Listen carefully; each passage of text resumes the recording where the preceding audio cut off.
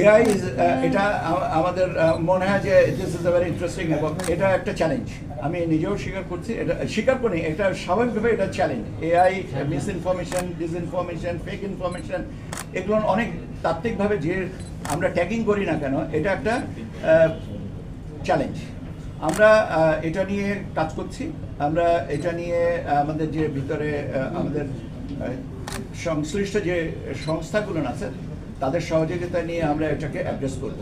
একটা জিনিস বলা ভালো যে আমরা কি আমাদের সব কিছুই সামাল দিতে পারবো, চেষ্টা করব যাতে সব কিছুটাই সামাল দেওয়া যায়, কিন্তু এই সামাল দেওয়ার ক্ষেত্রে কিন্তু আপনাদেরও একটা যথেষ্ট বড় ভূমিকা আছে।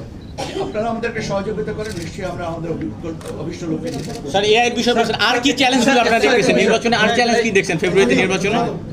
স্যার, আর চ্যালেঞ্জ হচ্ছে আপনি যে নিশ্চিত ভোট দিতে যাচ্ছেন এবং আপনাকে আমরা উৎসাহিত করতে পারছি। আপনি যদি বলেন যে না আমি উৎসাহিত হব না, আমি কোনোভাবেই উৎসাহিত হব না, এটাই তো আমার সবচেয়ে বড় চ্যালেঞ্জ। আপনি আমাকে জিজ্ঞেস করছেন চ্যালেঞ্জের কথা, আমি কি করে আগামীকালকে কি চ্যালেঞ্জের কথাটা বলবো? আপনাকে আমরা উদ্বুদ্ধ করতে পারি, কিন্তু আপনি সেটা বাস্তবায়ন করবেন কিনা সেটা তো আপনার ব্যাপার। আমরা তো সবসময় বলছি যে আমরা এমন একটা উৎসবমুখর পরিস্থিতিতে আনতে চাই যেখানে মানুষ স্বতঃস্ফূর্তভাবে আসবেন।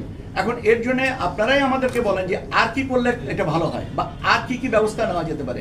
অবশ্যই আপনাদের সাথে যখন আলোচনা করবো তখন আপনারা এটা বলার সুযোগ পাবেন।